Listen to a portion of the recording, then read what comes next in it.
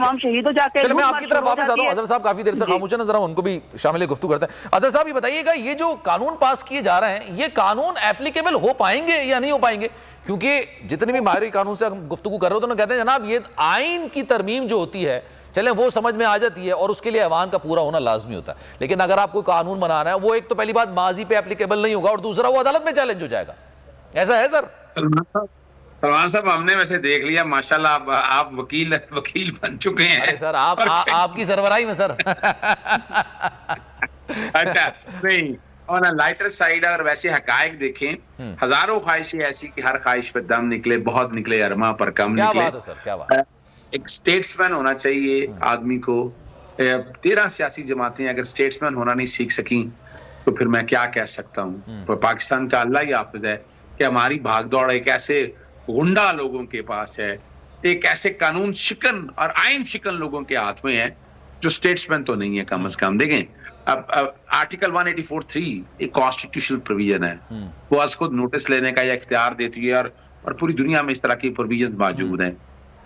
उसने जैसे मिसाल के तौर पर एक रिव्यू की इख्तियार दे दिया है कि आप नजरसानी की दरखास्त दायर कर सकते हैं। इसके अगेंस्ट अपील का इख्तियार खुद बाय इंटेंट नहीं दिया हुआ। क्या वजह है कि सुप्रीम कोर्ट जब कोई फैसला करती है तो वो फाइनल होता है और पूरी दुनिया का कॉन्सेप्ट है। चले मान ले आप चाहते हैं इसमें अपील आना चाहिए, मैं भी समझता हूं आना चाहिए, तो उसके लिए आईनी तरमीम होगी जो आइन के आर्टिकल 184 में देगी। आप एक सब्सटेंटिव लॉ के जरिए एक स्टैट्यूट, और वो भी नहीं बन सकता। आर्टिकल 191 कहता है rules of procedure supreme court ने बनाए, वो बने हुए हैं वहां पर। फिर आर्टिकल 70 जो बिल लेजिस्लेट करने की बात करता है, उसकी कहता है फेडरल लेजिस्लेशन की एंट्री 55 अगर देख लें तो एक्सक्लूडिंग सुप्रीम कोर्ट के बारे में तो फिर भी नहीं बन सकता है।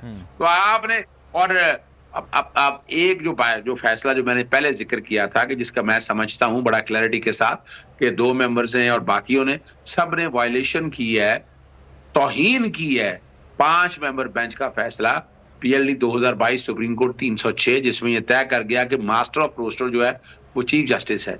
आज खुद नोटिस चीफ जस्टिस ने लेना या बेंच लेना है। और जब ये वाला केस शुरू हुआ, 1 मार्च का जो फैसला आया उसमें गुलाम महमूद डोगर का पहले केस आया, तो सुप्रीम कोर्ट के 2 जजेस जस्टिस एजाजुल अहसन और जस्टिस सैयद मजार अली अकबर नकवी ने देखा कि ये तो ट्रांसफर पोस्टिंग ऐसे किए जा रहे हैं, निगरान हुकूमत का काम तो ये नहीं है।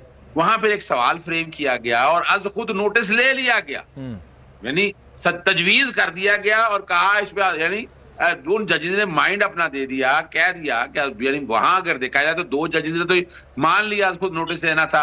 184(3) की जुरिसडिक्शन एक्सरसाइज हो सकती है 5 मेंबर फैसले को सामने रखते हुए, तो 3 का अगर वो भी मान लिया जाए तो 5 मेंबर बेंच का फैसला फिर भी बनता है। पर ये जुरिस्प्रूडेंस नहीं है।